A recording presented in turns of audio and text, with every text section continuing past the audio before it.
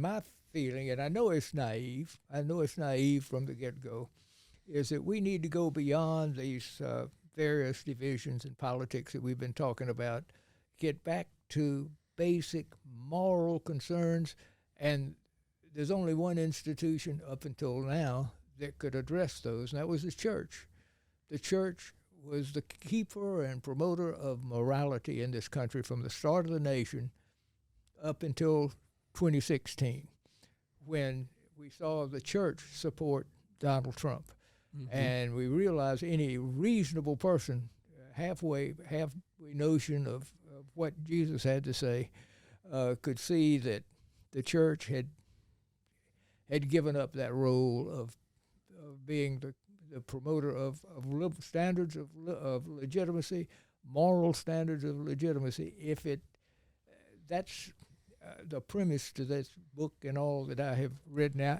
I'll be candid. I don't think that the church has a chance of coming back, so to speak. In fact, it's been corrupt from the very beginning, as I've said in some of my writings. Corrupted by the access of power and dominating the political conversation.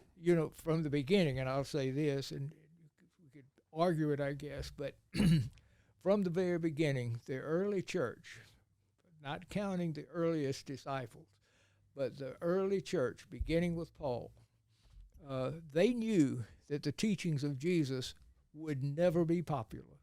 And they decided that to build a church, a powerful institutional church, they had to come up with a doctrine other than... And this was mostly Jesus Paul taught. doing this, right? The doctrine of atonement.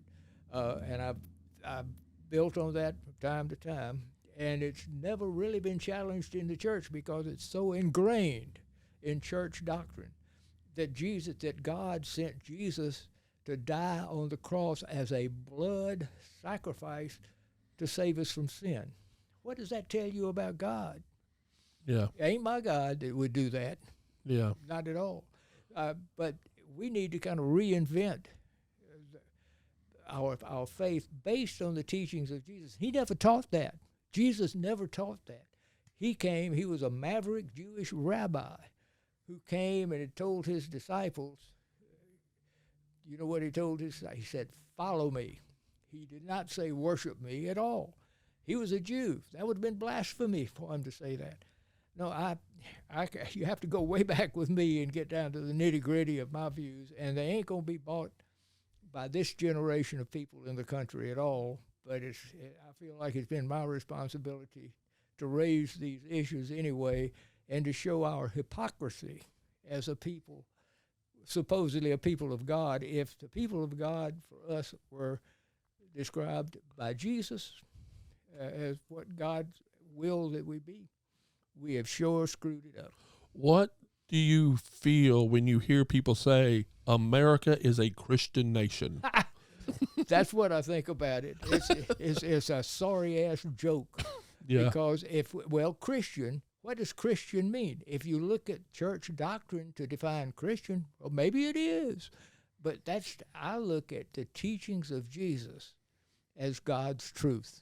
Capital right. T, God's truth, teachings of Jesus. Would that ever be a popular religion? No, it never would be. But because of vanity, ego, that's built into the psyche of people. Go back to the story of the Good Samaritan.